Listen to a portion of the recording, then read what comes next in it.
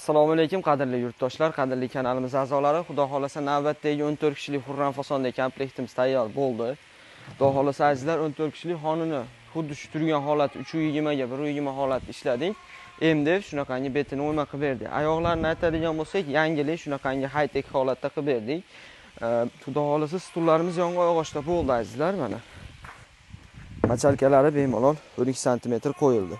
8-9 mas bo'lgan, spinkasi 3 sm, orqa tomoniga ham mana 2 sm machalka qo'yildi. Orqasi ham oldi bilan bir xilda gulli materiallar qo'yildi.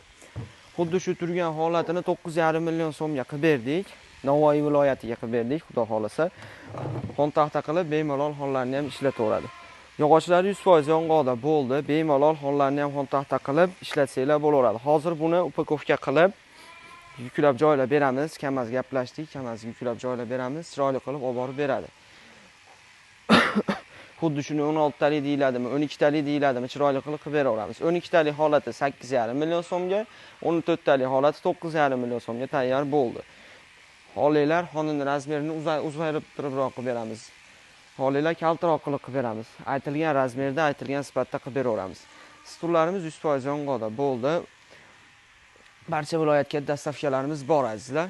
Kelishtirib chiroyli qilib beramiz. Sizlar mana xudo xolasa ish sifatini ham bir ko'rib qo'yasizlar. Oyoqlari shunaqangi faton qilib ishlandi.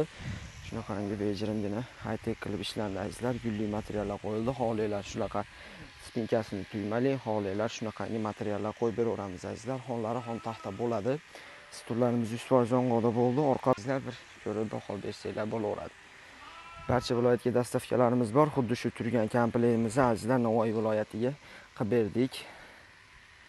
Xuddi shu turgan holatini, xuddi shuni baqateraklardan bo'ladimi, 12 talik holatda bo'ladimi, chiroyli qilib beraveramiz azizlar.